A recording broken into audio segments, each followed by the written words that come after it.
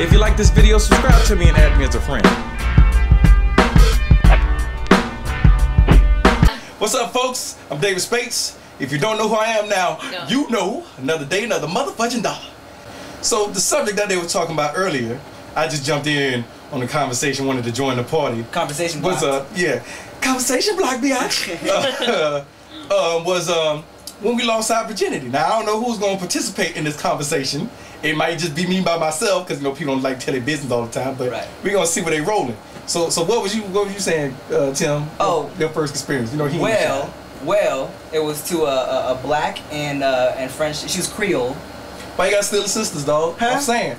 Because I had a. That's why a brother can't get a good black woman these days. Cause all the Asian dudes taking. Cause I'm trying to start a new trend. You know what I'm saying? Where Asian dudes just take everybody's girls. You know what I'm saying? I'm trying to inspire my people. So how was your experience, man? It was good. It was good. Well, I was 18, and she had really big breasts, which is a plus. Oh Lord. And but I was. We do like the big breasts. That's not a bad thing. Is it bad for somebody? No, I'm just saying. Okay. The only thing that put a little damper on the occasion was like, okay, I was dumb and I didn't wear a condom, and of course, well, it was my first time, and I was all. Are you sure we should be in the same bed? No, we could have told me that shit before I got into bed. No, our penises didn't touch, so we're good.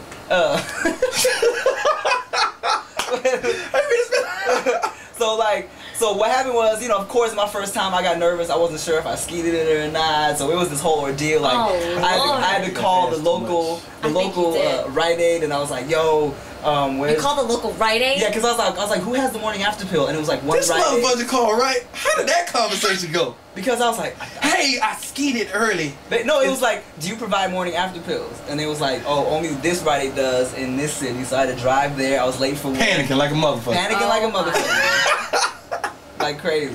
What? Like crazy. And then the funny thing about it is, this is the chick I took to homecoming, right? And I had to go to work that day at Foot Locker. And I called in late. I told them a girl I knew sprained her wrist or some shit. I had to take her to the doctor. So I walk in late, and my boss is like, so you had like an emergency, right? I was like, yeah. He was like, you weren't like off like having sex with the prom queen or something like that, right? And I was like, what? What are the odds? Yeah, it was crazy. But mine's cheesy though. This was the summer. I was 18. I was in the French mountains camping with like my older French boyfriend. Oh, mountains! That's the whole so camp it's like scene underneath the stars, and then I'm trying to explain in French that I've never, you know. Je me première ton How do you say that? How do you say that? No pee-pee. How long did that take? And then he just said shh. He touched you. Je comprends. Oh, yeah. Wow. And then that happened, and then afterwards it was like looking up at the stars, and he's teaching me all these like French words for the body. And, oh, wow. You really do that romantic shit. It was. That is a good story. It was. So it was like the perfect first time. Not as good as mine. Mine was a movie. Mine was a real movie. At least yours was somewhat romantic. You had the prom thing going. You had the stars, the camping. So how'd you lose your? With me, I lost my virginity to my wife. But that's nice. Yeah. But if I had an alternate story to tell, because I lost it to my wife, honey, I lost my virginity to my wife, mama, pastor, to my wife.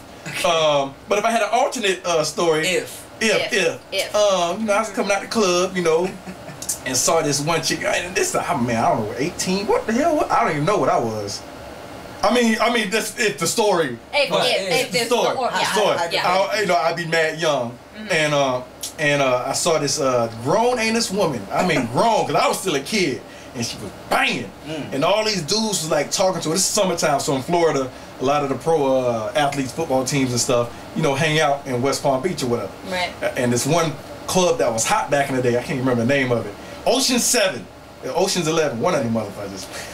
These big buff dudes. I'm like, I weigh 165 pounds at the time, you know, skinny dude, and these big dudes, you know, nice clothes, whatever, kept hollering at her. And my thing was, I like to talk to the girls after they come out the club. Okay. When everybody else has already tried or whatever, and they turn everybody down, and approach them at the end of the night, you know, in a nice manner. Sure, you know. sure.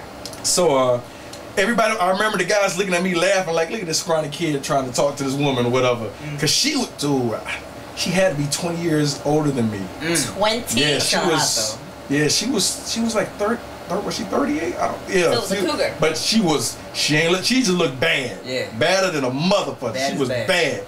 And so she looked at me like I was crazy because I came up to her like that, whatever. And then she kind of laughed, and I'm just dead, I got a dead serious look on my face. And she's like, you know what? I'm gonna give you my number, just to see what you're gonna do with it. Oh, snap. So like the dudes, like they couldn't believe it, man. Like 3 days later, she put it on me. I mean, like a vampire when they just suck the person dry. Oh, and you my God. You skinny super quick. She was just. Because old ladies have that. No, but experience. see, I couldn't go quick. I knew, like, I prepared mentally for this shit. Right. And this is no joke. I ain't bragging, nothing. We started at 11 o'clock at night. And like mentally, I just had to be like, when we was doing it, I was thinking of shit like, okay, dead possums in the road. Cause I'm like, yo, this is a woman. She was a stripper. Oh. So yeah, so I guess I left that part out. Yeah. You know what I'm saying? So I'm like, yo, I gotta make sure she had me coming back. So we started at 11, and at 4:30 the next morning, and in Florida, like it was a cold front came in. That doesn't happen very often. Right. Okay. So it got down to like 27 degrees that night, and we had the windows open. Oh my gosh. And but I'm humping away. I'm hot, sweating. I'm on a marathon, because especially I didn't know, I'm like I didn't know like, hey, you don't have to go that long, dog. That's ridiculous. Right. I'm just like make sure it's worth it. Yeah. And when it's not even fun anymore. It wasn't fun. It wasn't fun. I mean, it was school for me. You know what I'm saying? Yo, the next morning we both woke up.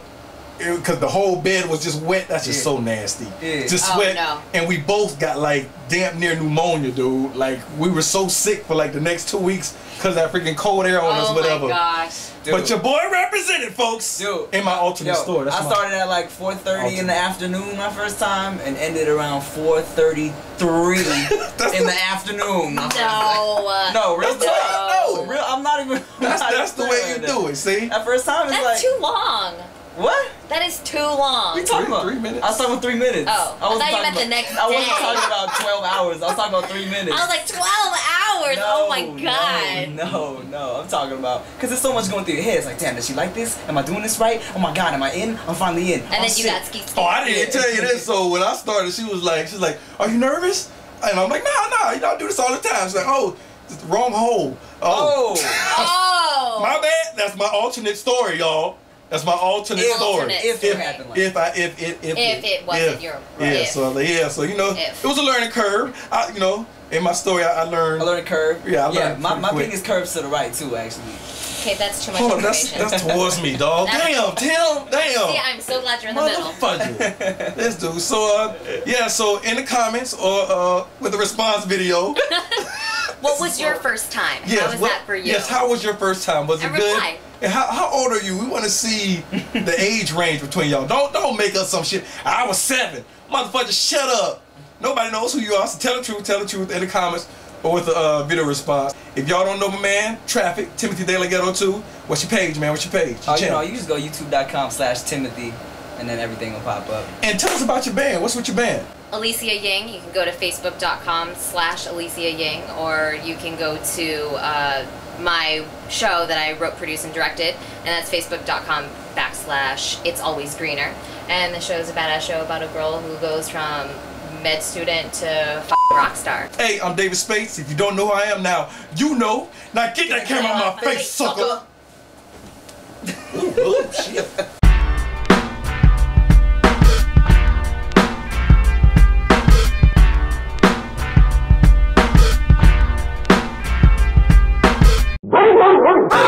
Hey, listen to me. Whatever you do, don't move. He'll bite you in the penis.